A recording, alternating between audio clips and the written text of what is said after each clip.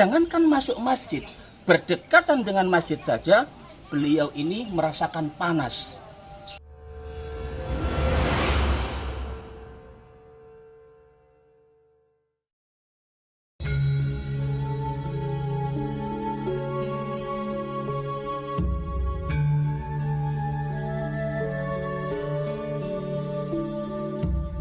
Assalamualaikum warahmatullahi wabarakatuh. Salam damai sejahtera untuk kita semua.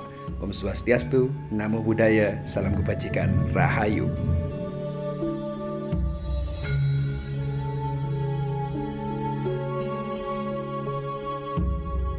Netizen yang dermawan, terima kasih telah menyempatkan menonton video dari kami.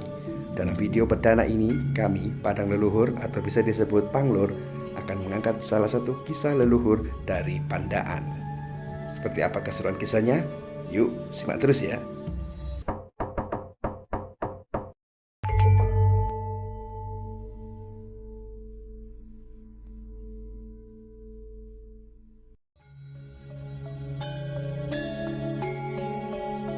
Mbah Panda. Mbah Panda adalah nama leluhur Pandaan yang dimakamkan di Kelurahan Kecamatan Pandaan, Kabupaten Pasuruan, Jawa Timur.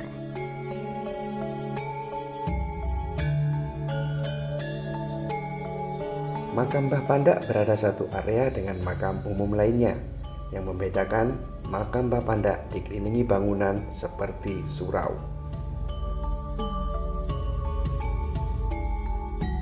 Di makam ini kami tak menemukan keterangan yang jelas tentang asal-usul Mbah Panda. Tak ada data tertulis mengenai tahun kelahiran maupun wafatnya leluhur pendiri Pandaan tersebut.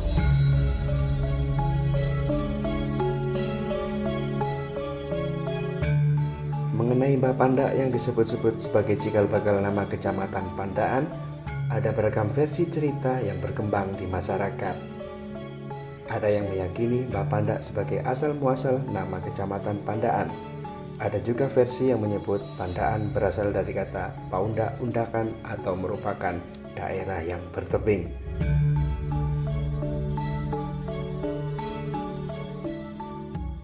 Ya, sebagai orang yang bukan ahli sejarah, niat kami hanya ingin mengingatkan bahwa masih ada makam leluhur yang perlu diperhatikan. Maka kami putuskan tak mengulik lebih dalam sejarah Mbah Panda. Namun yang menarik, ketika kami ziarah di sini, kami bertemu dengan seseorang yang mengaku paham sedikit banyak tentang Mbah Panda. Nuryadi namanya. Dia biasa dipanggil Cak Nur.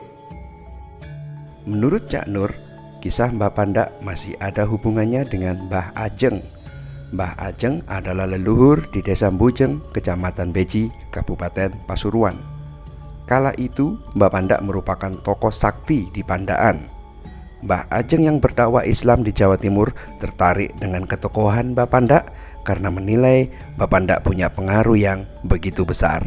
Yang namanya Mbah Panda ini bisa masuk Islam insya Allah di wilayah Mbujeng, Bangil, Pandaan ini Islam akan bisa makmur. Atas petunjuk Allah yang didapat Mbah Ajeng, Mbah Panda bisa masuk Islam asalkan Mbah Panda mau masuk ke dalam masjid.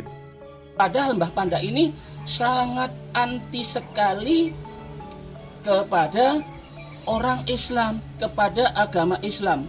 Dia itu apabila masuk, jangankan masuk masjid, berdekatan dengan masjid saja, beliau ini merasakan panas. Mbah Ajeng yang mendapat petunjuk dari Allah tak putus asa. Beliau yakin suatu saat Mbah Panda akan masuk Islam. Saat yang dinanti pun tiba, dimulai dari Mbah Panda yang mencari dan mendapat ikan di sungai. Setelah dapat, sama Mbah Panda ini dimakan.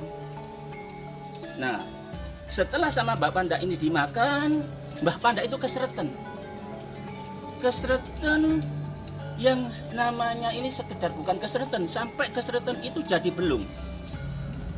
Padahal Mbah Panda waktu itu orang salah satu tokoh sakti mandraguna, dia itu tidak bisa menyembuhkan bagaimana keseretan ini bisa hilang. Sakit sekali. Rasa sakit yang luar biasa membuat Mbah Panda mencari obat ke sana kemari. Namun tak ada satupun yang dapat mengobatinya. Dalam pencariannya itulah tibalah saat Mbah Panda bertemu dengan Mbah Ajeng. karena ada petunjuk bahwa Mbah Panda ini akan hadir hari ini atau malam ini, akan mencari Mbah Ajeng atau mencari Tombo yang sekiranya ketemu Mbah Ajeng. Mbah Ajeng yang mengetahui akan kedatangan Mbah Panda segera menyiapkan masjid. Pada saat itu di daerah Pandaan dan Bujeng tidak ada masjid sama sekali. Dengan seizin Allah, maka Mbah Ajeng memindahkan masjid yang ada di Probolinggo ke Tanggul, Bujeng. Setelah itu ternyata petunjuk Allah benar. Mbah Panda datanglah kepada Mbah Ajeng. Mbah Ajeng, saya minta tolong. Saya minta tolong sembuhkan kesulitan saya ini. Saya sudah datang ke tabib manapun, tidak ada yang bisa menyembuhkan. Bahkan tabib yang paling sakti sekalipun tidak bisa menyembuhkan kesulitan ini, Mbah Panda. Akhirnya Mbah Ajeng dawuh, Mbah Panda, kalau jenengan kepingin sembuh, penjenengan masuklah masjid. Apa jawabnya Mbah Panda? Maaf, saya kalau masuk masjid tidak kuat, saya panas. Mbah Panda kalau pingin sembuh, silahkan masuk masjid. Karena Mbah Panda ini nggak bisa menahan sakitnya, berkata dia, Mbah Ajeng, kalau saya nanti masuk masjid ini saya sakit dan tidak bisa sembuh, masjid ini akan saya hancurkan.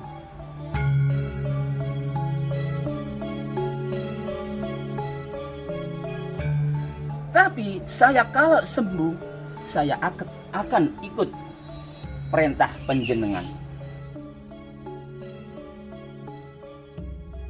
Dengan masuk masjid inilah, alhamdulillah, Allah Subhanahu wa ta'ala memberikan kesembuhan kepada beliau.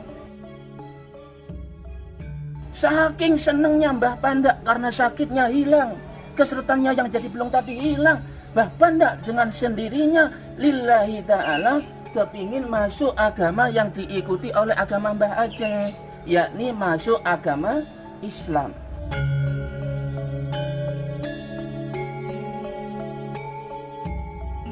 Akhirnya Mbah Ajeng ngomong, ya, Mbah Panda, kalau penjenengan ini masuk Islam ini tidak karena apa-apa, karena lillahi ta'ala, penjenengan bakal pembuktian penjenengan ini akan bisa mindah masjid ini.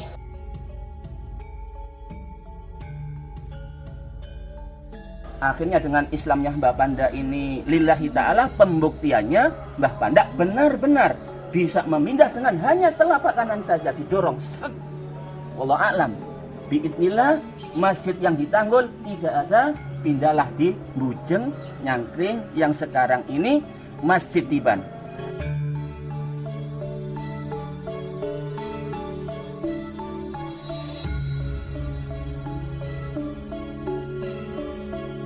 Ya, begitulah sekelumit cerita yang dikisahkan oleh Cak Nur. Percaya nggak percaya, kembali lagi pada pribadi masing-masing ya. Satu hal yang jelas, semangat Cak Nur mencari dan menggali kisah leluhur patut diapresiasi.